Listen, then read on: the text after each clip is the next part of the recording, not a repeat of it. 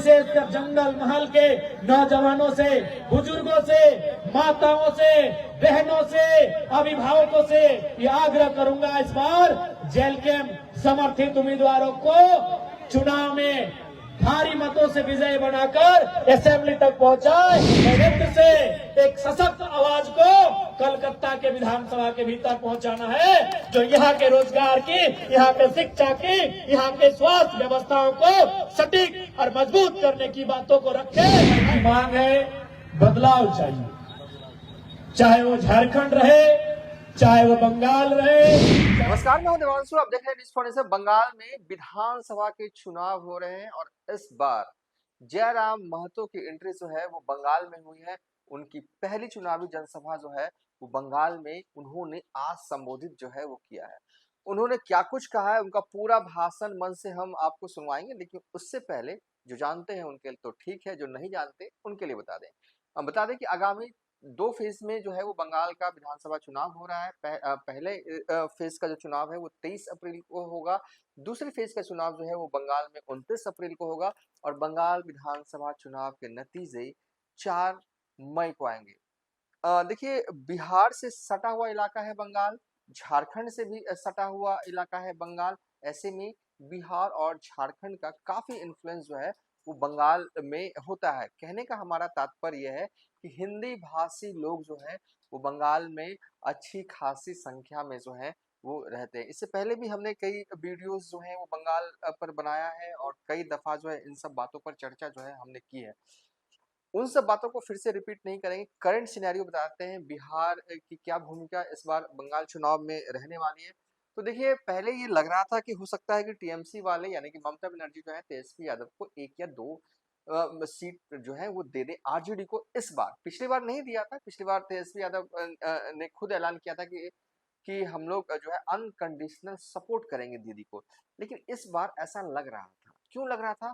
क्योंकि बीजेपी के बिहार से बीजेपी ने कई नेताओं को जो है वो भेजा बंगाल, चुनावी जनसभा जो है वो करवाई। देखिए, बीते दिनों हमें याद है कि बीजेपी का जो है वो बंगाल में यात्रा जो है वो चला था और उस यात्रा में टाइम टू टाइम, चाहे आप सम्राट चौधरी हो, चाहे विजय सिन्हा हो, भेजा गया था बंगाल। वहां पर उन्होंने जनसभाओं को संबोधित किया। कहने का तात्पर्य यह है कि बिहार के नेताओं ने, बीजेपी के नेताओं ने जो है बंगाल जाकर बिहारी और यूपी के लोगों को संबोधित किया था।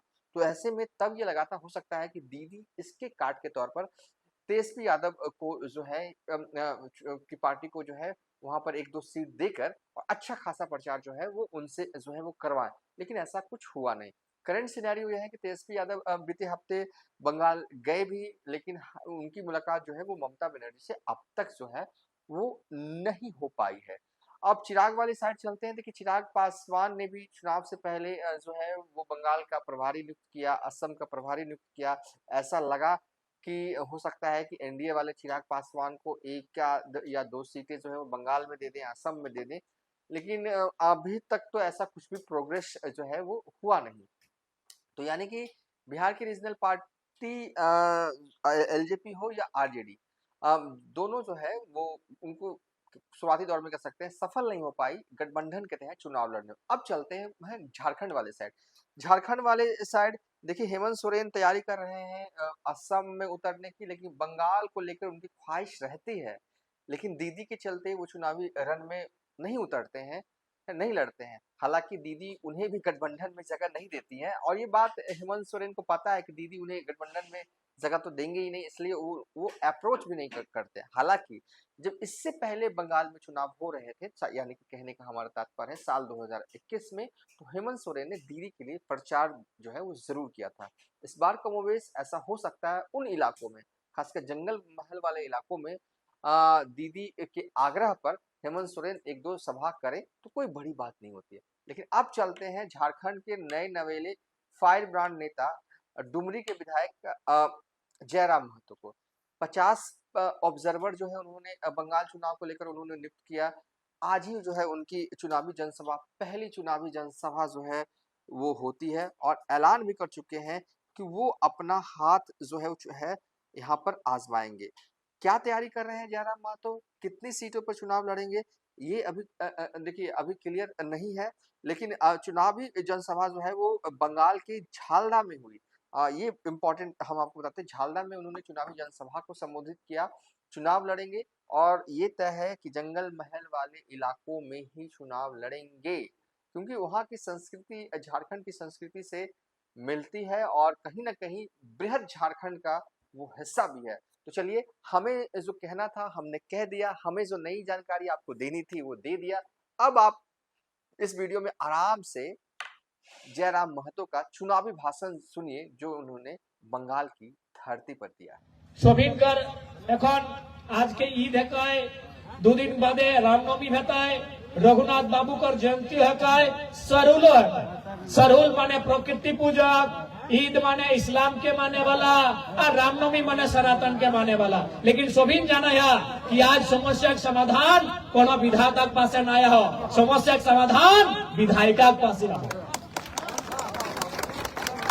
आपको हमारी बातों से भले थोड़ा सा ठेस पहुंचे, लेकिन बुरा मत मानिएगा।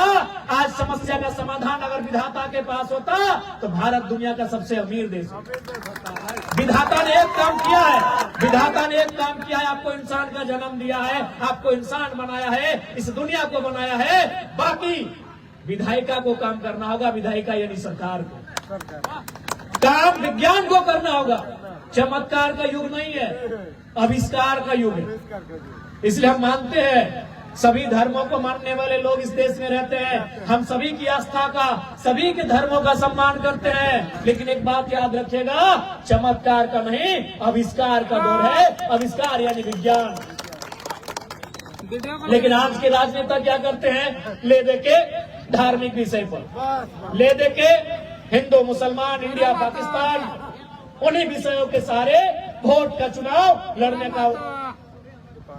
आप ही बताइए, अगर विधाता ने एक काम किया है कि आपको श्रेष्ठ जीवन इंसान का दिया है, अब काम आपको करना होगा। इसलिए सोहरानी से हटाए अनुरोध है कि देखा, आज धर्म एक बातें ना है, जाते बातें ना है, जे हिते बात करते है, जे मुद्दा बात करते है, जे शिक्षार बात करते है, जे चिकित्सार बात करते है, जे रोजगार बात करते है, जे न्यू विजन एक बात करते है, से नौजवान के मौका दिए दरकार है, से नौजवान के मौका दिए दरकार है। तोरानी चाटा अनुरोध करे आइलाई आज जंगल महल के पावन धरती कोनो जिला तोरानी घुरे पारिया, चाहे पुरुलिया रहे, बांकुड़ा रहे, मेदिनीपुर चाहे झारग्राम, चाहे बागमुंडी रहे, बलरामपुर रहे, बंदवान रहे, रघुनाथपुर रहे, पारा रहे या जयपुर रहे, कोनो विधानसभा घुरे पारिया, आज की लोकल स्थानीय स्तर की स्थिति यहाँ है, की स्थिति यहाँ सड़कें का है, बिजली का है, पानी का है, और सुविधा कर है। कहे जे लोग गिला कोलकाता बसी के राज्य के चला काम कर रहा तो पकड़ी के कोलकाता बाहर कर दुनिया देखे लिए नहीं पावा। यदि कोलकाता बाहर एक दुनिया देखे पड़ता, यदि उन लोगों को कोलकाता से बाहर की दुनिया दिखती तो आज जंगल महल से और पुरुलिया से यहाँ भारी संख्या में नौजवान दूसरे राज्यों में, दूसरे क्षेत्रों में पलायन नहीं कर रहे हैं। इसलिए आज इस क्षेत्र के नौजवानों को अपने वोट, अपने मत की ताकत का आभास कराना है और इस बार इस क्षेत्र से एक सशक्त आवाज को कलकत्ता के विधानसभा के भीतर पहुंचाना है, जो यहाँ के रोजगार की, यहाँ के शिक्षा की, यहाँ के स्वास्थ्य व्यवस्थाओं को सटीक और मजबूत करने की बातों को रखे। ऐसे नौजवानों को विधानसभा तक लेकर जाने की आवश्यकता है।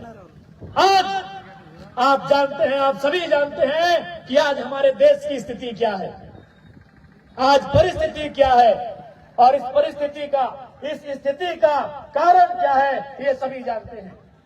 कारण यही है कि हम जिन्हें अपने वोटों के माध्यम से चुनने का काम करते हैं, उनके विजन में उनकी दूरगामी सोच न होने के कारण, उनके जमीनी लोगों के साथ जुड़ाव नहीं होने के कारण उन्होंने कभी मूलभूत समस्याओं की ओर ध्यान नहीं दिया है। नहीं उनका निराकरण करने का प्रयास किया है। आज समय की मांग है, बदलाव चाहिए, चाहे वो झारखंड रहे, चाहे वो बंगाल रहे, चाहे उड़ीसा रहे या छत्तीसगढ़ रहे। आज समय की मांग है कि इस देश की राजनीति में नौजवानों की भागीदारी होनी चाहिए। आज की युवा पीढ़ी अभी आप देखिएगा, एक सप्ताह के बाद आईपीएल क्रिकेट का मैच होगा। वो दिन भर चिंता में रहेंगे कि भाई हमारी फेवरेट टीम मुंबई इंडियंस हो, चेन्नई सुपर किंग हो या रॉयल चैलेंजर बेंगलुरु हो, उसका टीम 11 क्या हो। वो दिन भर चिंता करेंगे कि कौन 4 फॉरेनर प्लेयर इस टीम में खेलेंगे, लेकिन उसे इस बात की चिंता नहीं होगी कि हमारे गांव में जो स्वास्थ्य केंद्र बंद पड़ा है वो शुरू ठीक कैसे होगा, हमारे गांव के स्कूलों में टीचर की कमी है वो ठीक कैसे होगा, इस बात की हमें चिंता नहीं हो पाती। इसीलिए नौजवानों ने एक नारा दे दिया है, आई हेट पॉलिटिक्स। भाई अगर आप पॉलिटिक्स से नफरत करेंगे तो फिर बेकार लोग राजनीति में आएंगे और आपके ऊपर शासन करेंगे। ये पढ़े लिखे नौजवानों की बोली है कि हमको पॉलिटिक्स पसंद नहीं है, आई डोंट लाइक पॉलिटिक्स। तो जब पढ़े लिखे नौजवान कहेंगे आई डोंट लाइक पॉलिटिक्स, तो बेकार लोग तो कहेंगे चलिए अच्छा मौका है, अच्छा मौका है। याद रखिएगा, हमेशा याद रखिएगा, आप इंजीनियर बनना चाहते हैं, आप डॉक्टर बनना चाहते हैं, आप जो भी बनिए, भाई परीक्षा तो नेता लोग ही ना लेंगे। वो पॉलिसी लेकर नहीं आएंगे तो आपका इंजीनियर का डिग्री बेकार हो जाएगा। आप इंजीनियरिंग कर लिए, पता चला 10 साल बहाली नहीं हुआ। आप मेडिकल की पढ़ाई कर लिए, पता चला 10 साल बहाली ही नहीं हुआ, नया कोई अस्पताल बना ही नहीं, तो फिर आपको पढ़ लिख के दूसरे देशों में जाना पड़ेगा। फाइनल निर्णय विधायिका का है। आपके किचन से लेके एक सुई से लेके हर वो काम जो हमारे जीवन में जरूरत के रूप में पड़ता है, उसका निर्णय विधायिका लेती है, उसका मोल दर भाव विधायिका करती है। तो आप सोच सकते हैं, आज अगर कहीं एक पुल गिर जाता है तो मान के चलिए कुछ लोगों की जानें चली जाती है क्योंकि एक इंजीनियर ने बेकार काम किया है। अगर एक डॉक्टर बेकार काम करेगा तो ठीक इलाज नहीं होने के कारण 1-2 लोगों का जान जा सकता है, लेकिन एक लीडर अगर बेकार काम करेगा, जिंदा तो आप रहेंगे लेकिन जीते जी मार दिया जाएगा। आप जिंदा तो रहेंगे लेकिन जीते जी मार दिए जाएंगे।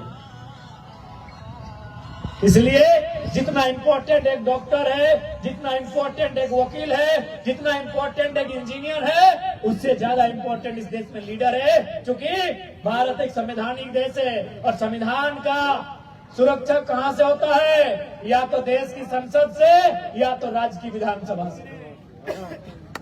इसलिए नौजवानों को अपने आंखों को खोलना होगा, आपको ध्यान से देखना होगा कि आज हमारा देश, हमारा राज्य कहां जा रहा है।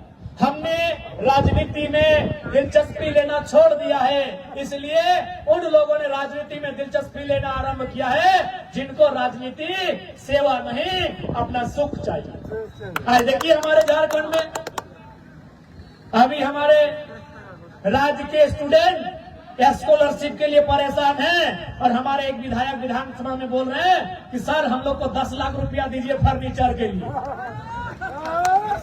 हम बोले भाई क्या हो रहा है, हम तुरंत बोले सुनिए, हम बोले स्पीकर साहब, यदि विधायकों को 3 लाख रुपया दिए हैं फर्नीचर के लिए और नहीं हो रहा, इन लोग 10 लाख मांग रहे हैं, 1 रुपया एक्स्ट्रा मत दीजिए, इन लोग को दरी दीजिए सोने को। सब बोला भाई एगो विधायक है जो हम लोग का भी काम में टांग अड़ाता है। अरे भले हम लोग का पार्टी अलग है लेकिन सुविधा तो सबको ना मिलेगा, और यही सच्चाई है। भले बीजेपी और तृणमूल एक दूसरे को कितनों गाली दे, लेकिन बोल दीजिए कि विधायक लोग को आज के बाद से 10 लाख का सैलरी देंगे, सब बोलेगा बढ़िया नियम बना रहे। खाली बोल दीजिए कि आज के बाद बंगाल सरकार ये निर्णय करती है कि सभी 294 ना सभी विधायकों को बंगाल में 10 लाख रुपए सैलरी दिया जाएगा। तब ना बीजेपी ट्रिब्यूनल का विरोध करेगी, ना कांग्रेस, ना वामपंथी। लेकिन आज झारखंड में जैसे ही एक विधायक ने कहा कि 3 लाख से 10 लाख बढ़ा दीजिए हम लोग को फर्नीचर का खर्चा, हम बोले दरी में बिछा के सोइए, जब तक राज्य के स्टूडेंट को स्कॉलरशिप नहीं मिलेगा, जब तक पढ़ने वाले बच्चों को पैसा नहीं देंगे, 1 भी रुपया विधायक को नहीं मिलना चाहिए। क्यों ऐसा हम बोल पाए? हम आपके बीच से विधानसभा जाते हैं, हम गांव से होकर विधानसभा जाते हैं, हम लोगों की दुखों तकलीफों का सामना करके विधानसभा जाते हैं। आज आप देखिएगा झारखंड में हमारे विधायकों को 4 करोड़ 32 लाख का घर मिला है, 4 करोड़ का। हम क्या किए हैं? अपना पूरे झारखंड नहीं है, बंगाल वाले भी जाएंगे तो कोई दिक्कत नहीं है। हमने कहा 14 नंबर का आवास है, आप अगर रांची कोई काम से आते हैं, परीक्षा देने, हॉस्पिटल के मैटर में, और आप होटल में रुकते हैं तो 1000-2000 रुपया आपका होटल में खर्चा होगा। आप हमारे आवास में आके रहिए। आप यहाँ ये आवास भले विधायक को मिला है, लेकिन हम जनता को सौंपने का काम करते हैं। और आप देखे होंगे एक के दिन में 50 गो 100 गो लोग आके एडमिशन के लिए 2000 रुपया कम पड़ रहा है, मेरा रजिस्ट्रेशन के लिए 2000 रुपया कम पड़ रहा है, भैया मेरा सिलेक्शन स्पोर्ट में हो गया है, जाने का भाड़ा नहीं है, किट नहीं है, तुरंत चेक काटते हैं और बोलते हैं हम तुम्हारे साथ खड़े हैं, क्योंकि एक नया विधायक उनके बीच आया।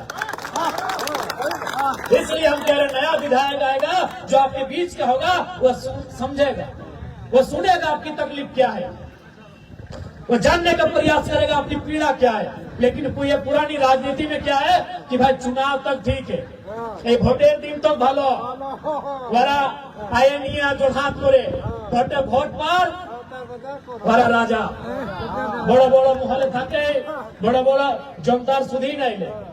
वोट के दिन तक उन लोग ठीक है, आगे बोलेगा एक बार हमको ही दीजिएगा, जैसे चुनाव खत्म पता नहीं चलेगा विधायक जी कहाँ गए हैं। इसीलिए आज पूरे देश को आवश्यकता है राजनीति में बदलाव करने। आज पूरे देश की आवश्यकता है कि राजनीति में बदलाव हो, नए नौजवान राजनीति में आए और वो जरूरत जो जनता की जरूरत है, जो जनता की बेसिक नीड्स है, उनकी बात करे, उन्हें वो पार्लियामेंट में रखे, उन्हें वो असेंबली में ले जाए और उन पे सरकार से बहस करे, उन पर सरकार से मुकाबला करे। आज देखिएगा झारखंड विधानसभा में जब जब हम सवाल के लिए खड़े होते हैं, मंत्री लोग एकदम हालत खराब हो जाता है कि विधायक जी कौन सा क्वेश्चन करेंगे। इसलिए आज नौजवानों को मेरा यही संदेश रहेगा, निसंदेह आप अपने अपने विधाता को मानिए। विधाता का मतलब किसी के लिए ईश्वर, किसी के लिए खुदा, किसी के लिए वाहेगुरु, किसी के लिए गॉड। आप बेशक अपने अपने विधाता को दिलो जान से मानिए, लेकिन याद रखिएगा आपकी सुविधा विधाता के यहाँ से नहीं, विधायिका के कुछ करने से होगी। आपके शिक्षा की सुविधा विधायिका के कुछ करने से बेहतर होगी। आपके पढ़ाई लिखाई की सुविधा विधायिका के कुछ करने से होगी। आपके बच्चों का उज्जवल भविष्य, आपके राज्य का, आपके जिले का बेहतर भविष्य विधायिका के कुछ करने से होगा। बाकी विधाता का हम भी सम्मान करते हैं, आदर करते हैं, आस्था इस देश के कण कण में बसा है। लेकिन याद रखिएगा आज समस्या का समाधान कहीं है तो विधायिका के पास है। विधायिका जो गवर्नमेंट होती है उसके पास पॉलिसी है, वो पॉलिसी तय करेगी कि हम शिक्षा को बजट कितना देंगे, वो पॉलिसी तय करेगी कि इस बार हम ग्रामीण विकास को कौन सा बजट देंगे, इस बार हम भू राजस्व को कौन सा बजट देंगे, इस बार हम नौकरियों के लिए कितना बजट देंगे, इस बार हम बाकी कौन कौन विषयों के लिए कितना बजट देंगे। ये तय विधायिका करती है, विधाता नहीं। इसलिए नौजवानों मैं आपसे आग्रह करूंगा कि देश में जो चल रहा है, देश में जो घट रहा है, उस राजनीति के पैटर्न को तोड़िए, उस राजनीति के तरीके को बदलिए और इस बार एक नए संकल्प के साथ नए नेताओं को सामने लाइए। जितने नए नेता सामने आएंगे, जितने नौजवान इस राजनीति में आएंगे, बदलाव उतना होगा। आज कोई जब मेरे विधायक ना बनने से पहले लोग ये चर्चा करते थे कि विधायक को दूर की बात है, मुखिया का चुनाव लड़ने के लिए हमें हिम्मत जुटाना पड़ता है कि कैसे लड़े, इतना खर्चा होता है। लेकिन आज जैसे ही हम चुनाव जीत कर आए हैं, आम जनता को, एक नौजवान को, एक भाई एक बहन को ये हिम्मत मिला है कि जयराम महतो एक मिट्टी के घर से विधायक बन सकता है, तो हम क्यों नहीं बन सकते। हम मानते हैं भाई कि आज हमारा सैलरी 2 लाख रुपया है, लेकिन जिस दिन हम विधायक नहीं बने थे हमारा घर कैसे चलता था आपको बता दें। हमारे एक चाचा है जिनकी दोनों आंखें नहीं है, हैंडीकैप्ड है, विकलांग है, उनको 1000 रुपए का पेंशन मिलता है। हमारी दादी है जो लगभग 100 साल का उम्र उनको होने वाला है, उनको वृद्धा पेंशन मिलता है। और हमारी माँ है जिन्हें 3000 रुपए उस समय मिलता था, क्योंकि हमारे पिताजी झारखंड आंदोलनकारी हैं, झारखंड आंदोलन के शहीद हैं, और झारखंड सरकार झारखंड आंदोलनकारियों को 3500 रुपया उनके अस्तित्व को देती है। यानी सोच सकते हैं हमारे घर में कोई ढंग का नौकरी भी नहीं था। 1000 रुपए का पेंशन हमारी दादी को, 1000 रुपए का पेंशन हमारे चाचा को, दोनों आंख नहीं है, और 3500 रुपए का पेंशन हमारी माँ को, क्योंकि हमारे पिताजी झारखंड आंदोलन के शहीद हैं। उस परिवार से आके हम विधायक बने हैं। जब कोई सुनता है सोचता है तो दिमाग हिल जाता है। हाँ है, हम आज विधायक हैं, आज हम लोग को सारी सुविधाएं हैं, लेकिन जिस दिन विधायक नहीं थे एक साधारण परिवार से हम यहाँ तक आए। और हम इसीलिए हम जनता की बात करते हैं, इसीलिए हम जनता की बात करते हैं, इसीलिए हम बागी विधायक के रूप में झारखंड में जाने जाते हैं, क्योंकि हम जनता के बीच से आए। इसलिए आप सभी से आग्रह है, आप सभी से अनुरोध है कि इस बार 26 के चुनाव में इस बंगाल की धरती में, जिसे माय माटी मानुष की धरती कहा जाता है, जैसे हमारे झारखंड में जल जमीन और जंगल, हमारे झारखंड का आधार कहा जाता है जल जमीन जंगल, आपके बंगाल के आधार को कहा जाता है माय माटी मानुष। इस धरती में बंगाल की गौरवशाली धरती, जिसका एक सांस्कृतिक विरासत है, एक कल्चरल आइडेंटिटी जिस स्टेट की है, आज मैं इस राज्य के सभी नौजवानों से, विशेषकर जंगल महल के नौजवानों से, बुजुर्गों से, माताओं से, बहनों से, अभिभावकों से ये आग्रह करूंगा, इस बार जेल कैंप समर्थित उम्मीदवारों को चुनाव में भारी मतों से विजय बनाकर असेंबली तक पहुंचाए। मैं पूरा उम्मीद और आशा और विश्वास दिलाता हूं, जैसे एक विधायक झारखंड में हालत सिस्टम का खराब करके रखे हैं, बंगाल में भी वो व्यवहार, बंगाल में भी वो दृश्य देखने को मिलेगा।